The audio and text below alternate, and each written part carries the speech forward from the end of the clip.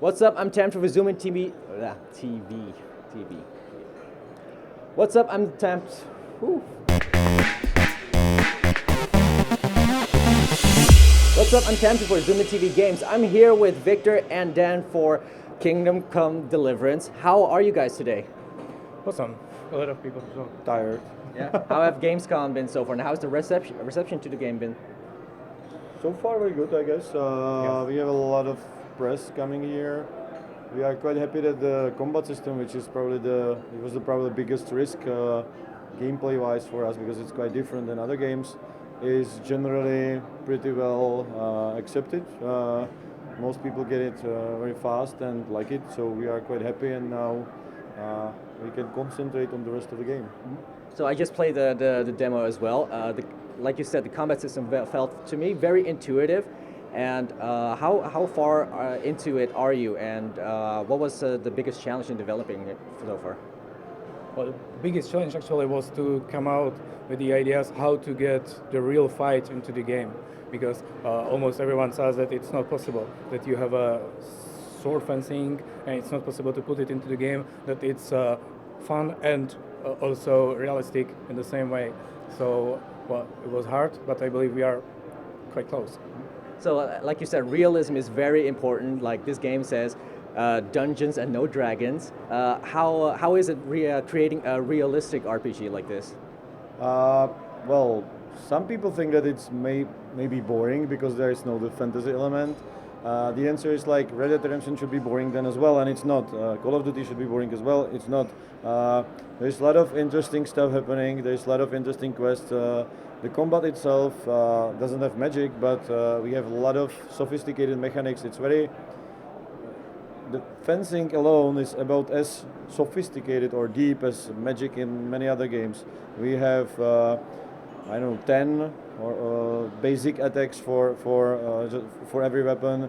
Then we have up to 18 combos for every weapon. We have a lot of like, there's some kind of like bullet time. You can do fake attacks, and at the same time, it's very simple. We can control it with 2 sticks and 4 buttons, or mouse and keyboard. So it's not like that you need to learn some shortcuts and something, break your fingers to be able to control it. So it's very simple, but very deep. The thing is that it's first-person combat, which is the first-person melee combat, which is the issue. It was the issue, and we try to really be as authentic as possible. So we are working with actual fencers. We try to fence ourselves. We put ourselves in armor and try to fight with guys who are able to do it. So we are trying to bust myth about medieval combat. So armor couldn't be penetrated with a sword like in many movies. You can run quite okay in armor, but it's not that hard to be in the armor. We are trying to make it as authentic as possible. So it feels like it's a very authentic experience for people who really love that time period. This game was kickstarted. How was the process before that? How did publishers respond to the concept of the game? It was the tough times for publishers. I guess that if we came year before or year after, we probably would succeeded. But at the time, the next gen consoles weren't out yet, and everybody was scared that they will not sell. Publishers had kind of bad year. The industry was going down in revenues. So then we came with a game that no one did before, and that has a lot of risky bets, like the combat, the first-person view. It's historical. So basically, everybody liked it. But everybody was too afraid to publish it or to invest a lot of money into it because it's very expensive. So in the end, we were kind of screwed. And it would be game over for us. So we have a private investor. The game is much more expensive than what we raised on the Kickstarter. But the investor stopped believing in the game as well. Like nobody wants to buy it. So well, why should I finance it? Then we said, okay, we'll go to Kickstarter. If there's enough people supporting the game, he was like, okay, I will give you the rest of the money. And luckily, we managed to raise enough money because otherwise it would be probably game over for us. Yeah. So speaking of the Kickstarter, Kickstarter always comes with goals. How far are you in reaching those goals for in the game for the things that you said you would put into game, like castle sieges and horse riding and stuff? Sort of. Some of the features are still in development. Every backer can actually download the alpha where we are releasing the features we are developing currently. So basically, everybody can try the combat, everybody can try the quests, everybody can see how the game looks like. Everybody can try lock picking and some mini games. Some of the features are not done yet. We should have all the core mechanics finished by the end of the year, and we will release a version that will have all those core mechanics together.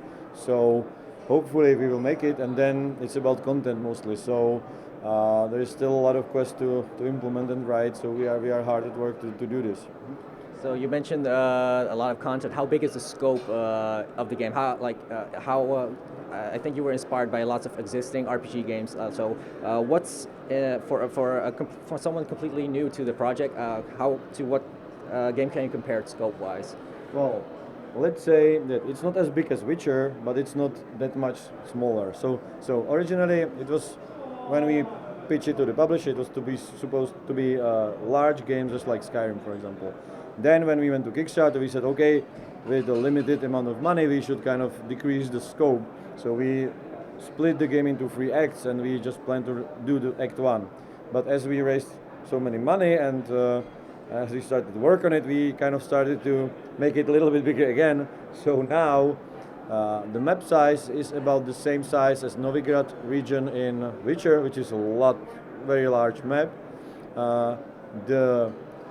There's few requests, for example, than Witcher. Like I would say that there's like 50 hours of gameplay totally. We have like 20 hours long, 20 hours long main story, and then like 30 hours of side quests. But there's a lot of side activities as well. There's a lot of random events, and you can like go picking herbs and making potions and selling them to merchants. You can steal stuff. You can explore the world. So it's very traditional RPG, Western RPG, very close to Skyrim. But then we concentrate on the story much more than Elder Scrolls games, just like Witcher. It's a little bit shorter, but it's a big game. It's much bigger than usual third-person adventures or something. Right, and lastly, you mentioned the story. What is the premise of the game? We don't talk about the story that much yet. We want to keep it for later to like surprise people. But let's say that it's set in 1403 in Central Europe. And basically what happened is that there was a king who didn't want it to be crowned as an emperor, which is weird. He preferred booze, women, and hunting. So his brother, who is also a king of Hungary, decided to kidnap him, force him to be an emperor, or force him to step down. So he kidnapped him, and he invaded the country and started to pillage the silver mines to get some money for his election campaign. That actually happened. It's very weird, so it actually happened. And you happen to be a guy who lived in one of the cities that were plundered and burned down because they have silver mines. And now you will join the nobles and try to help them to save the king and establish a peace. And it's kind of ugly civil war. So you are in this environment and you are trying to help the king. But first you need to find out what happened actually. And the story then evolves, and you give player a lot of freedom. So there's always a choice how to do quests. There's several different choices how to do the quest. There's branches to the story. There's a lot of moral choices and stuff, so I think it should be very interesting, and everybody can play it a different way. That's one of our main goals, basically. Thank you so much. Looking forward to experiencing the full game. You can play the alpha version now. The backers can play the full. Everybody can still back the game, and everybody who backs the game gets the alpha key, so we can try the early access version. All right, thank you. So you hear it. The way you want to get your hands on Kingdom Come Deliverance, back the game so you can experience all the authentic medieval combat style. Thank you very much.